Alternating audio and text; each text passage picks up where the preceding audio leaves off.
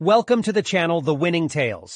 Here we share inspiring stories of triumph, perseverance, and success to motivate and uplift you on your journey to greatness.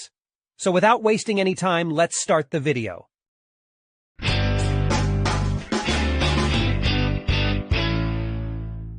हम सभी APJ Abdul Kalam और Nikola Tesla जैसे महान वैज्ञानिकों को जानते हैं, जिनसे लाखों लोग प्रेरणा पाते हैं।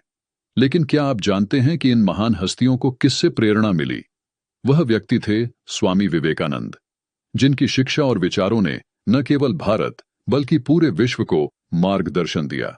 आइए जानें इस अद्वितीय सन्यासी की प्रेरणादायक कहानी।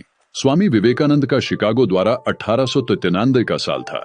एक युवा सन्यासी नरेंद्रनाथ दत्त, जिन्हें हम स्वामी विवेकानंद के नाम से जानते हैं, एक ऐसी यात्रा पर निकले जिसने न केवल उनकी तकदीर बदली बल्कि पूरे विश्व पर गहरी छाप छोड़ी। उनका गंतव्य था भारत से बहुत दूर, अमेरिका की लेक मिशिगन के किनारे बसा हुआ शहर शिकागो।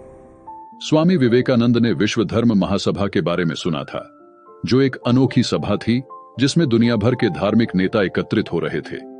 यह एक दुर्लभ अवसर था जिसमें वे पूर्व के गहरे आध्यात्मिक ज्ञान को पश्चिम के साथ साझा कर सकते थे। लेकिन उनके सामने कई चुनौतियां थीं। उनके पास न तो कोई औपचारिक निमंत्रण था और न ही पर्याप्त पैसा, परंतु उनके पास था विश्वास, दृढ़ संकल्प और सार्वभौमिक भाईचारे का सपना।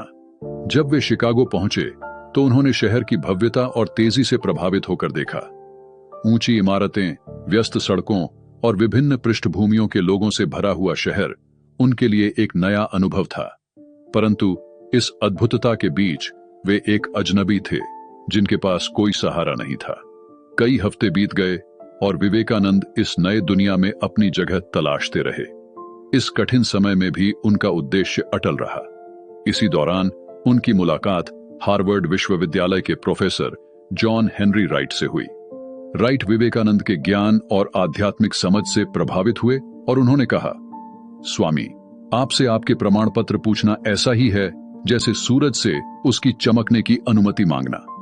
राइट की मदद से विवेकानंद को महासभा में बोलने का निमंत्रण मिल गया।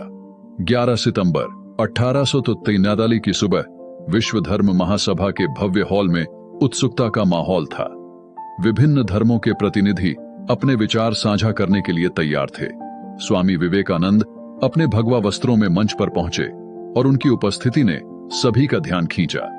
जैसे ही उन्होंने माइक्रोफोन के सामने खड़े होकर कहा, अमेरिका के भाइयों और बहनों, उनकी सादगी और ईमानदारी ने सभी को प्रभावित किया। पूरा हॉल तालियों की गड़गड़ाहट से गूंज उठा, जो कई मिनटों तक चली।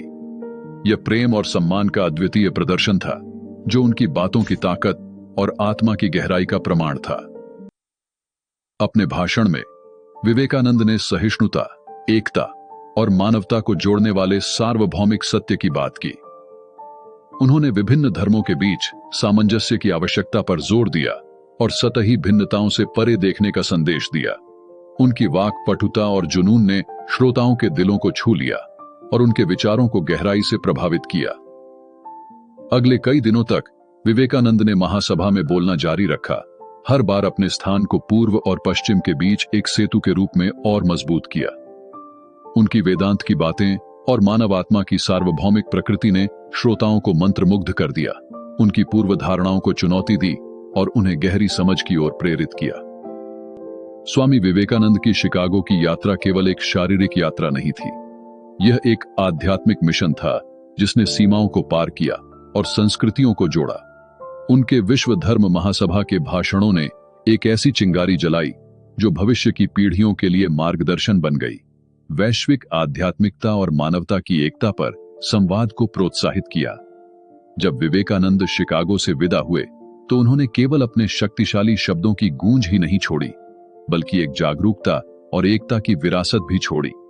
उनका इस जीवंत अमेरिकी शहर का दौरा उनके जीवन और वैश्विक आध्यात्मिक इतिहास में एक महत्वपूर्ण क्षण था, जिसने हमें याद दिलाया कि सच्चा ज्ञान किसी सीमा को नहीं मानता और सत्य का प्रकाश सबसे अधिक तब चमकता है जब उसे साझा किया जाता है। And that's all for today's video. I hope you found it informative and enjoyable. If you did, please give it a thumbs up and share it with your friends and family. Don't forget to subscribe to our channel and hit the notification bell so you never miss an upload. Your support means a lot to us and helps us create more content like this. Thank you for watching, and we'll see you in the next video.